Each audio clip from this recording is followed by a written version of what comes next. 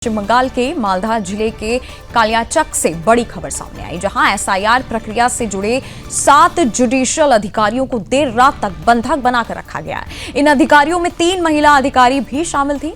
शाम करीब 4 बजे से शुरू हुआ यह हंगामा रात तक जारी रहा। बाहर भारी भीड़ जमा हो गई और माहौल पूरी तरह से तनावपूर्ण हो गया है। बताते चलें कि एसआईआर की प्रक्रिया को लेकर आम जनता में कोई नाराजगी नहीं थी, लेकिन मुख्यमंत्री ममता बनर्जी के विवादित बयान के बाद माहौल अचानक भड़क उठा है। उनके उस बयान को लेकर जिसमें उन्होंने कहा था कि 1 सेकंड नहीं लगेगा एक विशेष समुदाय को एकजुट होने में, अब सवाल खड़े हो रहे हैं। वहीं दूसरी ओर बीजेपी इस पूरे घटनाक्रम को सीधे तौर पर ममता सरकार की नीतियों और बयानों का परिणाम बता रही है। उनका आरोप है कि ऐसे भड़काऊ बयान ही कानून व्यवस्था को बिगाड़ते हैं। आइए आपको सुनाते हैं ममता बनर्जी ने क्या कुछ कहा है।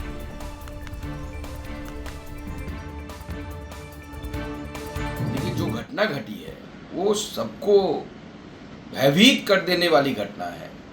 7 ऐसे जो जुडिशियल मजिस्ट्रेट गए थे, उनको सिर्फ रोका गया, सिर्फ ये नहीं, जब वो वहाँ से पलायन कर रहे थे उनकी गाड़ी को तोड़ा गया।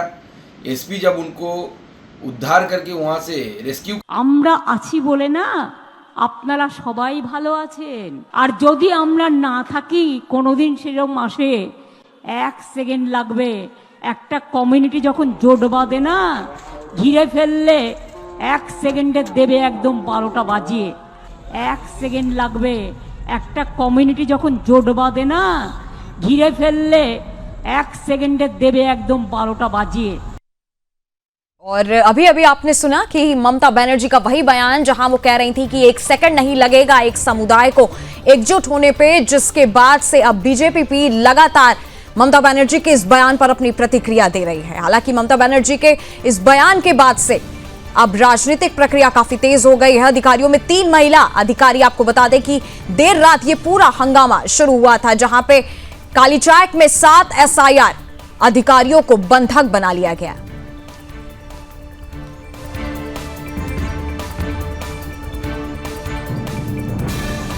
हालांकि इस घटना के बाद से लोगों में आक्रोश है और लोगों का सवाल है कि क्या ममता बनर्जी के राज में पश्चिम बंगाल में यही हालात पैदा हो रहे हैं, जहां एसआईआर के 7 अधिकारियों को बंधक बनाया गया। मालदा में भीड़ का एक तरीके से उग्र प्रदर्शन जारी रहा। देर रात तक यह पूरा हंगामा चला है। तस्वीर भी आपके सामने इस पूरे घटना की।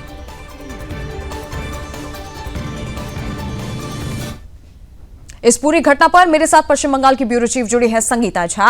संगीता, ये पूरा मामला क्या निकल के सामने आया है? कैसे इतने लोग एक साथ जुट गए, जहां बताया जा रहा है 7 एसआईआर अधिकारियों को बंधक बना लिया गया?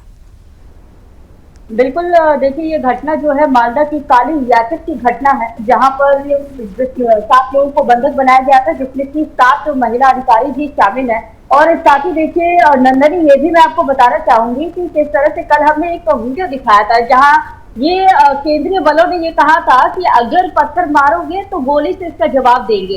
यानी कि ये जो पत्थर जो है, और अभी वीडियो भी चल ही रहा होगा हमारे टीवी स्क्रीन पर, जो पत्थर कश्मीर में कभी हम देखते थे कश्मीर में चलाए जाते थे, वही पत्थर कश्मीर से होते हुए पश्चिम बंगाल तक पहुंच गई है। और ये पत्थर जो है ये यहाँ के एसआईआर के अधिकारियों पर चलाए जा रहे हैं, ये पत्थर केंद्रीय बलों पर चलाए जा रहे हैं, और उसके बाद जो है पत्थर चलाकर वो डराने की एक तरह से कोशिश कर रहे हैं। एसआईआर की प्रक्रिया में यहाँ की जनता को किसी प्रकार की अगर कुछ परेशानी है, कुछ लोगों को परेशानी हो रही है, लेकिन ऐसा नहीं है, वो ये नहीं चाहते कि एसआईआर की प्रक्रिया ना हो। एसआईआर की प्रक्रिया खुद यहाँ की पश्चिम बंगाल की जनता चाहती है, जिस वजह से लोग सड़कों पर नहीं है। और हमने देखा था कि किस तरह से ममता बनर्जी जब एसआईआर की प्रक्रिया को लेकर धरना प्रदर्शन कर रही थी, उस दौरान उनको उतना उनको सहयोग नहीं मिला था, लोगों का जुटान नहीं हुआ था।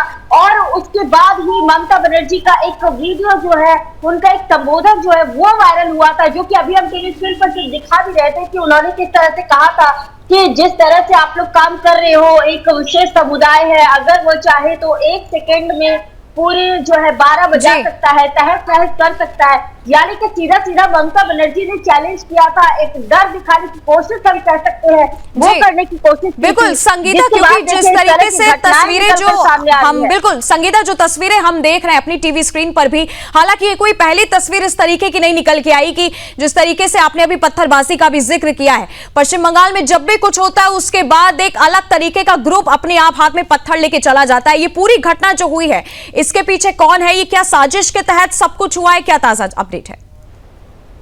बिल्कुल देखिए, यही बीजेपी आरोप लगा रही है कि पूरी तरह से ये साजिश थी, क्योंकि जिस तरह से बंधक बनाया गया और उसके बाद जो ये कहा जा रहा है कि जगह जगह जो है बांस लगाया गया था, आगजनी की गई, रोकने के लिए डराने की कोशिश जो है वो की गई। इसके पहले कुछ दिनों पहले ही एक अध्यापक को किस तरह से पीटा गया था, वो तस्वीरें भी हमने दिखाई थी। तो लगातार देखिए जो भी एसआईआर की प्रक्रिया में जुड़े हुए हैं, उन्हें डराने की, उन्हें धमकाने की कोशिश चल रही थी, लेकिन अब जो है ये डराने धमकाने की प्रक्रिया अब आ गई है, पत्थरबाजी पे आ गई है, मारपीट पे आ गई है, बंधक बनाने पर आ गई है। तो इस तरह की चीजें जो है अब निकलकर सामने आ रही है नंदनी। और देखिए इसी को लेकर जो है अब जो सीसी ने डीआईजी से को लेकर डिटेल्स भी मांगा है कि कैसे क्या हुआ नहीं हुआ, और आगे अब देखना होगा। पुलिस प्रशासन को लेकर भी सवाल उठ रहा है, प्रशासन की कार्रवाई को लेकर देखिए पश्चिम बंगाल में लगातार ही सवाल उठे हैं, चाहे किसी प्रकार की कोई मामला क्यों ना हो। कहा जाता है कि पुलिस प्रशासन मूकदर्शक बनी रहती है, जब उन्हें कार्रवाई करनी चाहिए तब उनकी तरफ से कार्रवाई नहीं होती है। वो कहीं ना कहीं बीजेपी आरोप लगाती है कि जो पश्चिम बंगाल की प्रशासन है वो ममता बनर्जी के जो अधीन है और उन्हीं के आदेशानुसार ही वो कार्य करती है। तो इस तरह के आरोप लगने के बाद फिलहाल अभी ये देखना है कि इस मामले में और क्या कुछ अपडेट आता है। जिन लोगों ने बंधक बनाया था और जिन लोगों ने इस तरह से पत्थरबाजी की, उन पर क्या कुछ कार्रवाई होता है। और आगे आने वाले समय में जो ये कहा जा रहा है कि 7 तारीख तक जिस एसआईआर की प्रक्रिया जो हो रही है वो कंप्लीट हो जाएगा, उसका जो रिजल्ट जो है वो भी हमें देखने को मिलेगा। तो आगे आने वाले समय में हम देखेंगे कि आगे क्या कुछ होता है। फिलहाल इस पर मेरी नंदनी नजर बनी हुई है। जी बिल्कुल संगीता, और जिस तरीके से बंगाल मॉडल की काफी ज्यादा चर्चा हो रही है और जिस तरीके से जो तस्वीरें निकल के सामने आ रही है, उससे कहीं ना कहीं ये सवाल भी उठता है कि क्या बंगाल मॉडल यही है जिसका इतना जिक्र होता है, जहां लोग हो गए, जहां भीड़ हो गई, कानून को अपने हाथ में ले लेती है आसानी से? देखिए नंदनी, बंगाल में हिंसा आम बात है, क्योंकि ये सिर्फ किसी एक मतलब 2026 में विधानसभा चुनाव हो रहे हैं, सिर्फ इस विधानसभा चुनाव की बात नहीं है।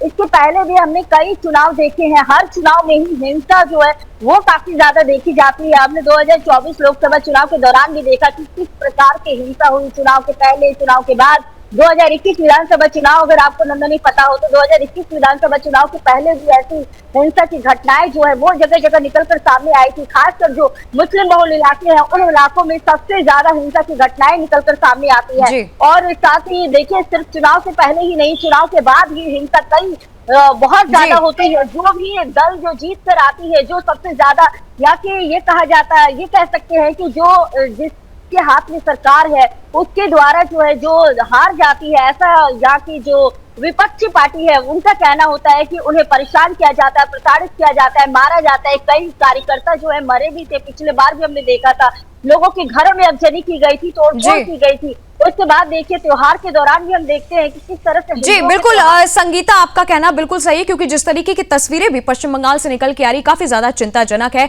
बहुत बहुत धन्यवाद आपका मेरे साथ इस खबर पर जुड़ने के लिए।